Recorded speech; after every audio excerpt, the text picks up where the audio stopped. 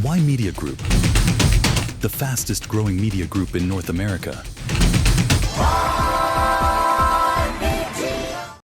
Hello and welcome to Ymedia Newsroom. I'm Ramona Singh, and it's great to spend this time with you.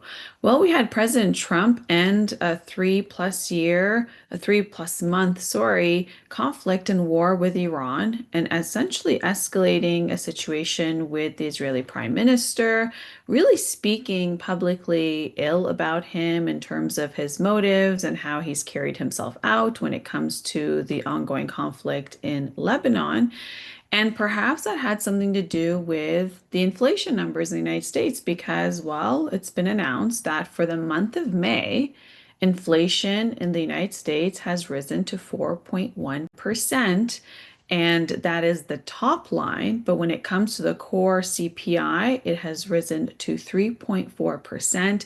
This is the highest since October of 2023. So essentially, the message that headline gives is that electing President Trump means that inflation will go up, cost of living will go up, unaffordability will become a crisis and will become a more serious issue than compared to when what he called Joe Biden was in office. So this is what we're looking at today. There's a lot more to cover today, but our top story is what is happening in the United States and how is it that things have gotten worse under this president? Well, now that's been announced, and with these latest numbers, is we've seen the spike with inflation and the cost of living and the cost of gas prices that affects cost of groceries and everything else in between. We've seen it here in Canada.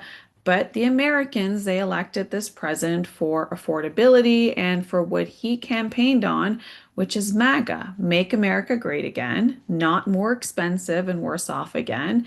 And his major platform of essentially Make America Great Again and America First.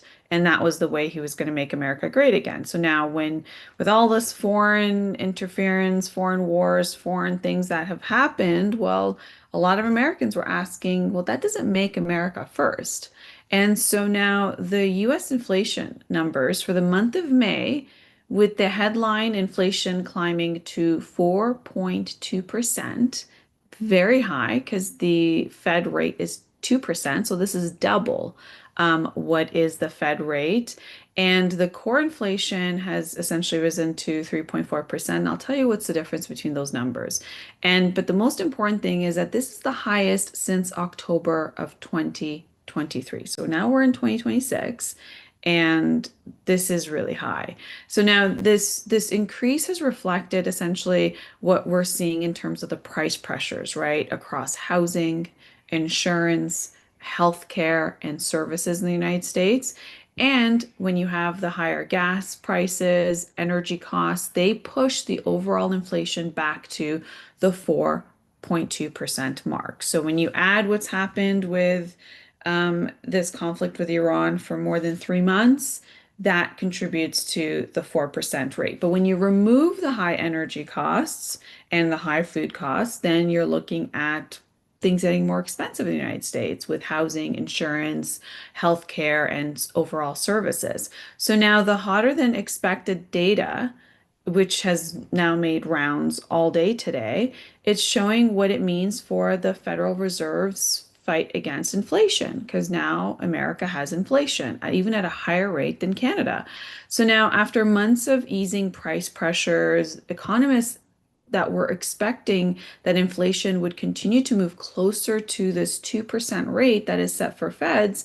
Instead, the latest figures are suggesting that inflation remains more persistent than anticipated as it's climbing month by month, which also means that it's going to make these near-term interest rate cuts less likely, which is what the optimism was for. If you recall, the president was asking the last Fed chair to essentially cut rates, and he would not do so. And now he's got a new Fed chair, and it does not seem likely that he's also going to cut the interest rates because inflation's high. So now the higher inflation does affect every aspect of the economy, of course. So where consumers are facing higher costs for groceries, housing, insurance, transportation, and this means that businesses continue paying more for labor and operating costs.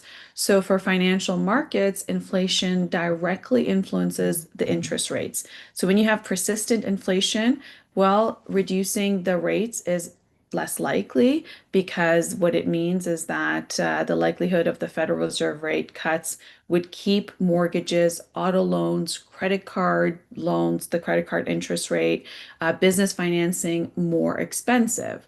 And the reason being is that if you are to cut the rate, then inflation numbers would go up.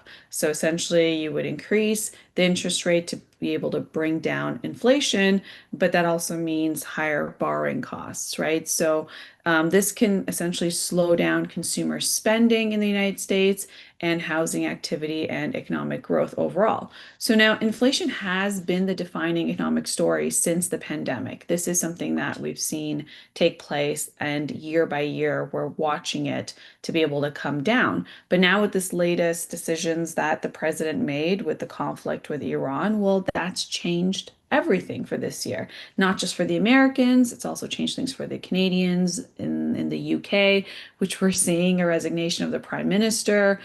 And it affects when things become unaffordable, it affects the sitting leader, whether it's a president or a prime minister, it affects them because the way the people look at it is in a democratic society is that, hey, we voted for you to make life better, to make life more affordable, to make our lives more prosperous. And when things are getting harder and I can't buy my basic necessities and just the basic necessities of having food, shelter, water, clothing. And if those are hard to get, then it becomes a massive issue. So here you have it where we're seeing this take place in Trump's America. And perhaps this is why he signed the MOU. He signed the MOU off saying, okay, Iran, you want your frozen assets. You need 12 billion of your frozen assets. Here you go. You know what? There's another 50 billion more of your frozen assets that will be released. Do you need a reconstruction package of $300 billion? Here you go. And oh, you need us to lift the sanctions on your oil? Okay, here you go. Because what's happening at home? There's the midterm elections in November. And if the Republicans don't do well in the House or the Senate, essentially President Trump will be a sitting duck president, where he'll be in a situation where he can't really pass many laws. He can do his presidential orders signing, but again, it's going to affect him significantly. So this is massive time for the president to be able to wane things under control when it comes to what got him elected for a second term, which is affordability. Put America first, create jobs, keep gas prices low. All of those things affect it. So here you have it as what we're seeing is that these initial price increases were driven by supply chain disruptions that we saw take place, if you recall, during the pandemic. You recall the government stimulus that was put in that gave a surge in post-pandemic consumer demand. And so we've been watching interest rates go up. And then as we brought them down post-pandemic, here we have it at the situation where the Fed rate is at 2% target and America is at 4.2%. So this is obviously something we're watching. We're covering what's taking place in these Tuesday primaries. We've seen a massive turnaround when it comes to New York, where they have, been able to elect more of the socialist Democrats instead of the establishment Democrats. So a lot of things are changing in the United States, and this is what we're keeping an eye on. And when it comes to the Federal Reserve, this creates a very difficult balancing act, right? So keeping interest rates high helps contain inflation, but it also raises borrowing costs for households, businesses, and slows housing activity and creates the risk of what would be a weakened economy and economic growth. So cutting rates too early, however, could also allow inflation to accelerate again, meaning the rates would go high. So if it's at 4.2% in the United States, you don't want that to get higher. So markets will follow and focus on upcoming unemployment data, which is going to be very critical to see what that means. Consumer spending is important, and future inflation reports to be able to gauge whether The month of May represents potentially a temporary spike, or is it a start of a broader inflation rebound that we're seeing? And those results will likely determine the timing of the Federal Reserve's next move. That's what we're watching for. We're going to take a quick break and we'll be right back.